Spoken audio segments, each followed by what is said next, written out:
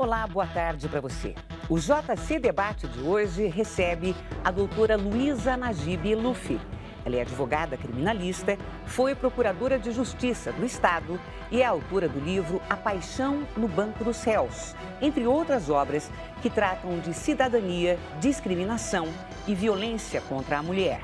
Temas do programa de hoje. Você pode participar enviando sua pergunta através do portal de conteúdo da TV Cultura, que é o cemais.com.br/JC Debate, ou então pelo facebook.com.br/JC Debate. Doutora Luísa, muito obrigada por aceitar o nosso convite. É um grande prazer estar aqui. Agradecemos muito. O Brasil tem avançado na proteção legal às mulheres que são vítimas de violência, doutora? Com certeza. Em termos de legislação, nós avançamos muito.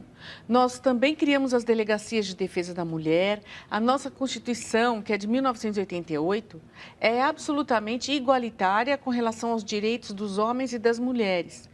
E também nessa nossa Constituição estão garantidos a licença maternidade, a licença paternidade, que só passou a existir a partir de 88.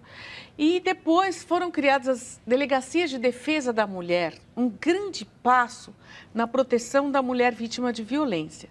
É a última, vamos dizer assim, o maior avanço que nós tivemos ultimamente foi a Lei Maria da Penha. É uma lei excelente e que protege a mulher de todas as formas de violência. Vamos tentar entender, então, com todo esse avanço, por que a violência ainda continua. A gente vai ver uma reportagem que mostra que de cada 100 mulheres mortas no Brasil, 70 são vítimas de violência doméstica. Nos últimos 30 anos, a taxa de assassinatos de mulheres mais do que triplicou. Foram 9 anos sendo humilhada e espancada pelo companheiro. Medo de tomar uma atitude, sabe? Parecia que estava tudo tampado, eu não via outra possibilidade. Maria lembra que foi por amor e medo que aguentou as agressões do marido durante 34 anos. E depois que ele morreu, eu sofri muito e ainda sofro com a morte dele, porque eu gostava dele. Mas agora eu sinto uma liberdade que eu não conhecia. Em quase 80% dos casos, a violência contra a mulher é praticada dentro de casa. O agressor é o marido, o companheiro ou o namorado. Estudo do IBGE, baseado nos dados do Disque Denúncia, mostra também que, na maioria das vezes, os filhos presenciam as agressões. Quase 53% das vítimas percebem risco de morte e, em 60% dos casos, a violência é diária. Foi só depois que o marido passou a bater no filho que essa mulher, que prefere não se identificar, teve forças para denunciar e romper um ciclo de violência que começou na infância. A violência contra o meu filho eu vejo como um fracasso pessoal, sabe? Eu não consegui proteger o meu filho, a razão da minha existência, de ser vítima de violência. Ela sofreu abuso sexual de parentes e foi vítima 2 vezes seguidas de maridos violentos, mas sempre foi incentivada pela família a ficar em silêncio. Eu ouvi da minha mãe, vida de mulher é assim mesmo. Então eu vejo que esse tipo de violência social das pessoas que atravessam a situação do lado, que convivem todo dia, eu vejo que essa violência é a pior. Mulheres estão morrendo, isso é um problema de saúde pública. Quase 100 mil mulheres foram assassinadas no Brasil nos últimos 30 anos, segundo o Ministério da Saúde. Essa delegada, especialista em violência doméstica, orienta as mulheres a não sofrerem caladas. O correto é denunciar sempre, ainda que foi uma ofensa, que ele te xingou com palavras de baixo calão. É necessário que essa mulher procure a delegacia da mulher, porque muitas vezes a agressão ela não começa já com socos e pontapés. Começa com uma ofensa, depois no empurrão, depois as agressões físicas e depois chega até a morte. Bom, são depoimentos comoventes. Pelo final dessa reportagem, é importante fazer uma denúncia na delegacia, mas o número de delegacias específicas, especializadas para isso, esse número é suficiente aqui no Brasil, doutora? Não, não é suficiente. Nós precisamos aumentar o número de delegacias de defesa da mulher, mas também onde não há a delegacia específica da mulher, a vítima pode ir a qualquer delegacia e ser atendida até com base na Lei Maria da Penha mesmo. Nós temos também que deixar um apelo para as autoridades, para os secretários de segurança pública dos estados e com a ajuda também do governo federal, para que essas delegacias passem a existir em todos os municípios do Brasil. Porque, por enquanto, não é assim. Isso também não significa que a pessoa não deva ir reclamar porque não tem a delegacia da mulher. E também não precisa viajar para outro município. Se não puder, se for difícil, vai para uma delegacia comum, que isso todas as cidades têm, e eles têm que tomar as providências. E as crianças, em que são vítimas de violência ou assistem a isso diariamente, que respaldo que elas têm do Estado? Isso é um drama, porque, na verdade, nós não temos serviços especializados para tratar das crianças que convivem com a violência doméstica. O que existe são as casas-abrigo. Nessas casas, as mulheres podem se esconder dos seus agressores, porque muitas vezes a mulher tem para onde ir, mas ele sabe onde é que ela vai. Casa da mãe, a casa da amiga, ou vai viajar para não sei onde, o cara descobre e ele vai lá e mata a mulher. Então, o que nós conseguimos criar no Brasil foram casas-abrigos que têm endereço sigiloso, para onde a mulher pode ir levando os seus filhos. A Lei Maria da Penha, ela prevê uma série de trabalhos com a mulher vítima, com as crianças e com o agressor também. O problema é que o Estado ainda não implementou esses serviços já previstos. Entendi. E sobre o que disse a entrevistada, né, que não foi identificada, claro, ela disse uma coisa que me chamou bastante atenção, que ela disse que ela ouvia da própria mãe dela, que mulher é assim, mulher tem que sofrer assim e sofrer calada. Quer dizer, na própria, acho que vem lá da infância, é isso, doutor? Lá da infância, uma ideia, uma cultura de que a mulher tem que passar por isso? Isso é secular. Nós temos uma cultura patriarcal, milenar, na verdade. E as mulheres, na maioria das vezes, se conformam com isso. É espantoso como é fácil você amedrontar a mulher, porque a mulher é isso, ela tem muito medo. Ela tem medo de tudo. Muitas mulheres têm medo de barata. Então, vai ter medo do companheiro agressor? Então, é um pânico que ela vive. E esse pânico é reforçado pela educação. A própria mãe educa sua filha para ser submissa e educa o seu filho homem para ser agressivo. Então, é a calamidade que nós estamos encontrando, vem do sistema cultural, que ainda não foi quebrado. A gente vai ver agora sobre as penas recebidas pelo infrator. Não é apenas a vítima que deve denunciar a agressão contra a mulher. Isso também pode e deve ser feito por uma testemunha, já que muitas mulheres sentem vergonha ou até mesmo medo de serem mortas. A irmã de Hiromi Sato espera justiça. Hiromi foi espancada e asfixiada pelo companheiro dentro de casa em Higienópolis, São Paulo, em abril deste ano.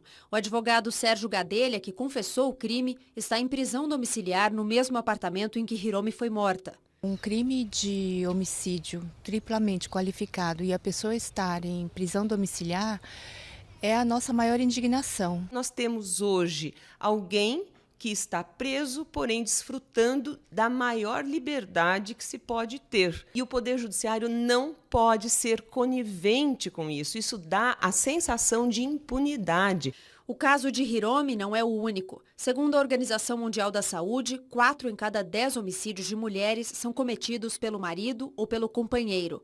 Uma pesquisa feita pelo Instituto Patrícia Galvão e pelo Data Popular aponta que a percepção da violência doméstica aumentou. A maioria dos entrevistados conhece uma mulher que já foi agredida pelo parceiro ou conhece um homem agressor. E quase todo mundo acredita que as agressões frequentes podem terminar em assassinato. Nós temos uma sociedade violenta em vários aspectos, mas este aspecto é o mais covarde e, portanto, é o que mais demanda uma ação do Estado mais protetiva. 75% das pessoas acham que os crimes contra mulheres nunca ou quase nunca são punidos. E quando são, metade da população considera que o modo como a justiça atua e pune não ajuda a combater a violência contra as mulheres. As críticas são contra a lentidão do sistema, o tamanho das penas consideradas muito pequenas e a falta de prioridade para esses casos. A denúncia das mulheres agredidas ajuda as autoridades a interferirem na situação, Mas algumas delas ficam em silêncio por vergonha ou por medo de serem mortas. Mesmo assim, o índice de vítimas que comunica a violência doméstica aumentou desde a Lei Maria da Penha, criada há 7 anos. Hoje, a lei permite que o Ministério Público possa agir, mesmo que a denúncia venha de uma testemunha. Eu acho que a sociedade também tem medo de apoiar as mulheres, porque ao apoiar, ela está dizendo, eu sei que isso acontece e ainda não fiz nada.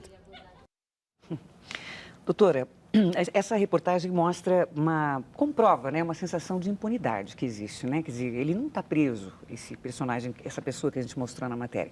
Ele está em liberdade, cumprindo uma prisão domiciliar. Isso é um absurdo, a gente está cansado de ver esse tipo de injustiça praticado pela própria justiça. E eu acho que nós teríamos que ter um trabalho muito grande de conscientização de todos os operadores do direito a respeito da necessidade de se tratar a violência doméstica de uma forma especial. Porque o que o juiz ou a juíza, na hora de aplicar a pena e permitir que o sujeito cumpra em regime domiciliar esta pena, está pensando? Ela está pensando que ele não é um sujeito perigoso para a sociedade, ele só é perigoso para a mulher dele, ou perigoso para os filhos dele, ou para a nova namorada que ele for ter, mas que, em geral, para a comunidade, ele não é perigoso. Então, ele pode ter um regime mais brando de cumprimento de pena. Eu acho que é justamente o contrário, que esse sujeito que é capaz de torturar, matar mulher, filhos, espancar desta maneira que nós vimos, é um sujeito extremamente perigoso e ele precisa ficar preso porque mesmo se ele for perigoso só para a sua ex-mulher, já é uma razão mais do que suficiente para ficar atrás das grades. Bom, a senhora fez parte daquela comissão que elaborou um anteprojeto do novo Código Penal, não é isso? Está em trâmite na Câmara. Ele foi entregue aos senadores, porque foi o Senado que montou a nossa comissão de juristas. Aí os juristas entregaram um anteprojeto, o Senado abraçou o anteprojeto, fez alterações, apresentou um projeto. E o relatório desse novo projeto já está terminado, que vai tramitar mais um pouco no Senado, depois vai para a Câmara dos Deputados, depois volta para o Senado. E eu acredito que talvez no ano que vem nós já tenhamos um novo Código Penal. Em relação aos crimes contra as mulheres, houve avanço, doutora? Não houve avanço nenhum até o momento. Eu acho também que não era necessário tanto avanço. Um pouco nós poderíamos ter feito, como, por exemplo, criado a figura do feminicídio. Porque o que acontece no Brasil é um verdadeiro extermínio de mulheres. Você viu aí, quase 100 mil mulheres morreram nos últimos 30 anos, nas mãos dos seus maridos, ex-maridos, ex-namorados. E o que impediu o avanço, doutora? Eles entenderam que não era o caso de prever o feminicídio, porque já tem o homicídio, então é suficiente para punir. Na verdade, a lei ela não existe apenas para fixar um tanto de pena para quem cometer um delito, mas também para educar, também para evidenciar onde está essa violência. E seria importante nós incluirmos o feminicídio para que o próprio Brasil se conscientize que aqui é um lugar onde se mata mulheres como se elas fossem moscas. Vamos para um rápido intervalo. Daqui a pouquinho a gente volta para conversar mais sobre violência contra a mulher. Hoje recebemos a advogada criminalista Luísa Najib Lufi. Até já. Nós estamos de volta com a doutora Luísa Najib Lufi, advogada criminalista, ex-procuradora de justiça e autora de livros sobre cidadania, discriminação e violência contra a mulher. Bem, no final de agosto, a presidente Dilma Rousseff sancionou o programa Mulher Viver Sem Violência. A ideia é ampliar os serviços públicos para atender vítimas de violência sexual. A cada 12 segundos, uma mulher é estuprada no Brasil, segundo dados do governo federal. Ela prefere não se identificar. Essa mulher casada, de 21 anos, foi estuprada em Sorocaba, interior de São Paulo. Eu já estava tomando remédio para me matar. Com muita vergonha do meu marido, eu contei. Vergonha, nojo.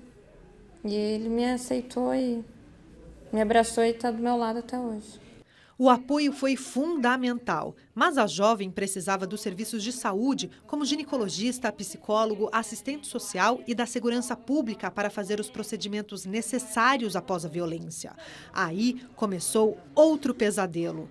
Primeiro, eles foram para a delegacia registrar o boletim de ocorrência. Seguiram para o Centro de Referência da Mulher de Sorocaba, onde ela deveria ser atendida por um psicólogo. Eu passei com uma advogada, porque a agenda da psicóloga estava lotada, não tinha data para poder atender. No hospital, a jovem descobriu que estava grávida do agressor e escutou da ginecologista. Ela falou que eu não poderia fazer o exame, a interrupção. Ela falou que você não poderia fazer por quê? Porque poderia ser do meu esposo. Um descaso que foi feito comigo. Não recebi ajuda. Infelizmente, esse não é um relato isolado de uma mulher que busca o atendimento público depois de uma agressão sexual. O acolhimento inadequado faz com que muitas vítimas não busquem ou demorem demais para procurar ajuda. Em uma tentativa para tornar a acolhida humanizada, a presidente Dilma Rousseff decidiu, por decreto, integrar o atendimento às mulheres agredidas sexualmente. A jovem de Sorocaba é acompanhada pela Casa da Saúde da Mulher da Universidade Federal de São Paulo. Lá, ela fez a interrupção da gravidez e já vive um recomeço. Daqui para melhor. Espero que eu continue assim. Semana que vem, na próxima, seja melhor ainda. Doutora Luísa, isso é um retrato que acontece, é uma realidade? É uma realidade, mas aqui em São Paulo nós temos já um programa que oferece à mulher vítima de estupro um tratamento especial. Ela pode, inclusive, pedir um coquetel de medicamentos que combatem a AIDS, porque é um risco que ela está correndo, e outras doenças sexualmente transmissíveis em caso de estupro. Também pode tomar a pílula do dia seguinte, tem que ser fornecida, é obrigatório que seja fornecido para essas mulheres toda essa medicação, esse atendimento que através dos remédios, mas também atendimento psicológico, também atendimento jurídico, também amparo emocional. Né? E a presidenta Dilma, que agora também baixou essa regra para o Brasil inteiro, tomou uma medida muito importante, mas nós precisamos ter isso na prática, não apenas no papel. Nós vamos ver, então, que São Paulo aderiu ao programa Mulher Viver Sem Violência. Primeiro começou com tapas, pontapés, socos. Começou a bater em mim com o pijama, tinha um botão grande, e eu fiquei com o rosto todo machucado. E isso foi na frente do meu filho. A cada 15 segundos, uma mulher é espancada no país. Em 70% dos casos, os agressores são os próprios parceiros. Para ajudar a combater essa realidade, a cidade e o estado de São Paulo aderiram ao Programa Federal Mulher Viver Sem Violência. Para que a mulher saia do ciclo da violência, que é a oferta para ela de cursos de qualificação, capacitação. Nós teremos delegados, investigadores, escrivães, programas de geração de renda da Secretaria do Emprego. O programa federal vai investir 265 milhões de reais em 2 anos. Entre as ações está a transformação da Central de Atendimento à Mulher, 180, em um canal de denúncias. E a construção de uma Casa da Mulher Brasileira em todas as capitais do país, com capacidade para atender até 200 mulheres por dia, oferecendo serviços especializados. Delegacia da Mulher, Defensoria Pública, atendimento psicológico e social. A mulher que sofre violência doméstica perde a autoestima e passa a viver com medo. Os filhos que assistem cenas de agressão dentro de casa têm um aprendizado comprometido. Por isso é muito importante o acompanhamento de uma equipe especializada para romper o ciclo vicioso da violência. Um exemplo desse tipo de atendimento multidisciplinar é a Casa Eliane de Gramont. E a casa hoje é meu apoio, porque muitas vezes eu me sinto tão desanimada com a justiça e eu corro para cá. A violência doméstica fez mais 90 mil vítimas, a maioria morta por arma de fogo. Em uma lista de 84 países, o Brasil ocupa o 7º lugar no ranking de homicídio feminino. Além da punição, óbvio que é importante a responsabilização das pessoas pelos seus atos, mas a prevenção e o sistema de proteção precisam funcionar de uma forma articulada. A ideia, então, nesse programa seria aumentar o número dessas casas, como essa que foi contada, né, de acolhimento e apoio, a Casa Eliane de Gramont? Sim, a Casa Eliane de Gramont é ótima. Ela é um amparo amplo e bem feito para a mulher vítima de violência.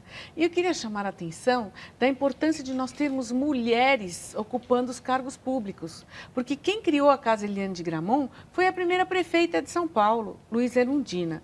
E agora esse programa que vem do governo federal, que eu espero e vou fazer o maior empenho para que seja realmente implementado com uma casa, pelo menos, de amparo para as mulheres em cada capital do país. Isso vem de uma presidenta. Então, as mulheres precisam sentir que a melhor amiga da mulher é a outra mulher. E elas têm que se unir, têm que estar encorajadas pela força que uma pode dar à outra. E fazer com que as mulheres estejam presentes na vida pública. Mulher tem que votar em mulher, tem que acreditar na outra mulher, na médica, na dentista, enfim, nas profissionais. O que diferencia? Uma mulher ela é mais sensível a essas questões, na questão da agressão contra a mulher? É isso que justifica? Não, ela consegue se pôr no lugar, não é? E ela sabe que ela precisa dar amparo a outra mulher. Porque os homens são nossos companheiros, são nossos amigos, têm nos ajudado muito, né? Nós vimos aqui a matéria com o prefeito de São Paulo, o governador do estado de São Paulo. Eles estão dando apoio, mas nós temos que pedir, nós temos que lutar. E isso depende de nós mesmas, das próprias mulheres. Bom, voltando à questão da criança, daqui a pouquinho a gente vai falar sobre o seu livro, que é bastante interessante. Eu queria saber se a justiça ela pode determinar a retirada da criança que sofreu ou mesmo que viu alguma violência doméstica. O que acontece com a criança? O que a lei diz sobre isso? Não, a justiça sempre pode interferir se a criança estiver num lar no qual ela esteja sendo espancada, prejudicada de alguma maneira. Essa criança pode ser institucionalizada, mas não é o ideal. A justiça tem que dar condições para que a mãe cuide das crianças sem essa ameaça constante da violência doméstica. Doutora Luísa é autora de A Paixão no Banco dos Céus, casos passionais célebres. Eu gostaria que a senhora contasse um pouquinho sobre esse livro. Esse livro é sobre o assassinato de mulheres, sobre seus maridos, ex-maridos, ex-namorados, fatos todos que aconteceram no Brasil desde 1871 até o último caso, que é o da Mércia Nakajima e Misael Bispo de Souza. E eu fiz esse trabalho, primeiro, para alertar as mulheres dos perigos que elas estão correndo. Porque as mulheres muitas vezes vão espontaneamente, convencidas pelos seus parceiros, ao local onde elas serão mortas. Então, vamos só lembrar rapidinho o caso do Misael. Ele convidou a Mércia para encontrar com ele, num lugar ermo, uma represa longínqua. Não tinha ninguém, um lugar sujo, um lugar totalmente sem segurança. E ela foi. Isso me deixa muito preocupada, porque não é só esse caso. Vários outros. O sujeito convida a mulher para fazer um programa louco, num lugar que não tem ninguém, e ela não percebe que ela está correndo risco, ou ela percebe e vai assim mesmo por algum motivo que a gente não sabe, né? Mas aí você, lendo o livro, você vai ver como aconteceu com várias pessoas durante mais de 50 anos no nosso país e em outros países, mas eu acho importante que as brasileiras conheçam o seu país e saibam como o macho brasileiro pode agir e aí se preparar e acreditar que é melhor se precaver do que ficar arriscando a vida. Sem dúvida. Hoje, o JC Debate recebeu a doutora Luísa Najib Lufi. Foi muito legal, muito importante o programa. Eu acho que fizemos um bom trabalho, doutora. Eu espero que sim e agradeço muito o convite. Muito obrigada, agradeço em nome de toda a equipe. Obrigada. Até lá. Nós chegamos ao final de mais uma edição do JC Debate. Nós convidamos você, telespectador, para acompanhar amanhã o Jornal da Cultura, primeira edição, que começa ao meio-dia. Em seguida, teremos o Mais Cultura. E às 1h30 da tarde, voltamos com o JC Debate. Nós vamos conversar com o cirurgião plástico Ronaldo Goldman. Ele vai debater a cirurgia estética e reparadora, os excessos e o aumento no número das cirurgias plásticas. Tenha uma boa tarde, muito obrigada, até amanhã.